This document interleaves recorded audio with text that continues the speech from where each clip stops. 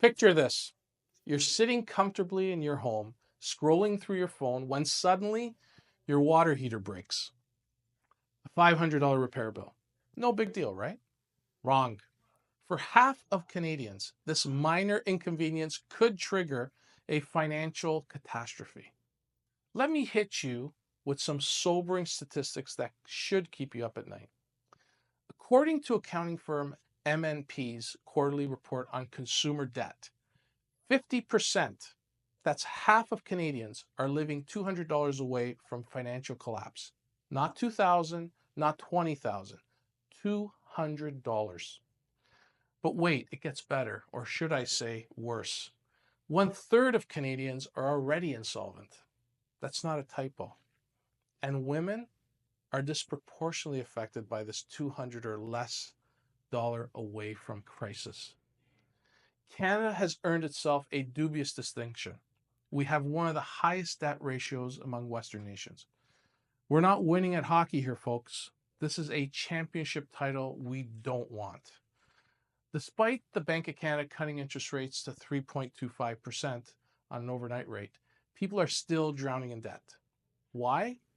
Because we've normalized living beyond our means. We've turned credit cards into lifestyle subsidies. And here's where it gets interesting. And by interesting, I mean terrifying. People in general are reactive, not proactive. As Grant Bazian, president of MNP, puts it, people react to what's happening now as opposed to what's happening in the future. The short-term thinking is killing us financially. While we're busy living for today, tomorrow is plotting our financial demise. The solution? Financial literacy. Step 1, start an emergency fund. Start with savings, that crucial $200 buffer.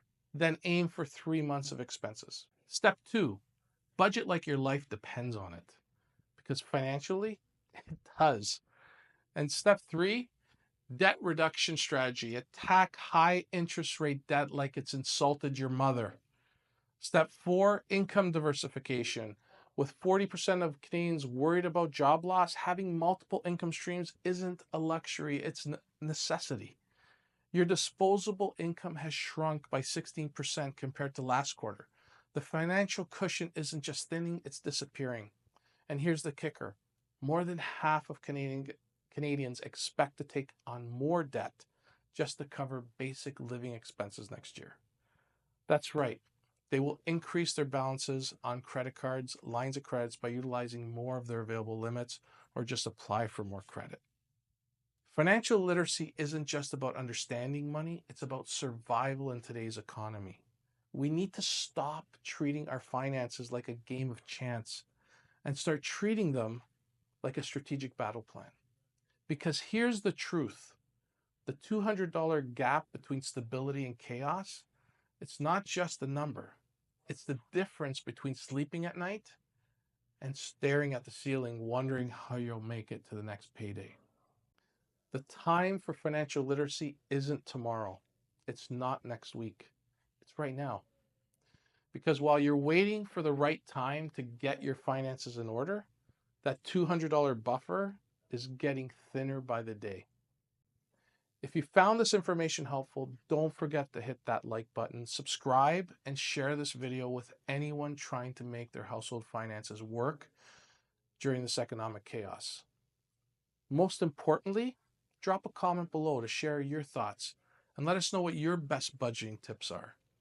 Let's keep the conversation going, because going dark, much like being in a hole of debt, is not an option.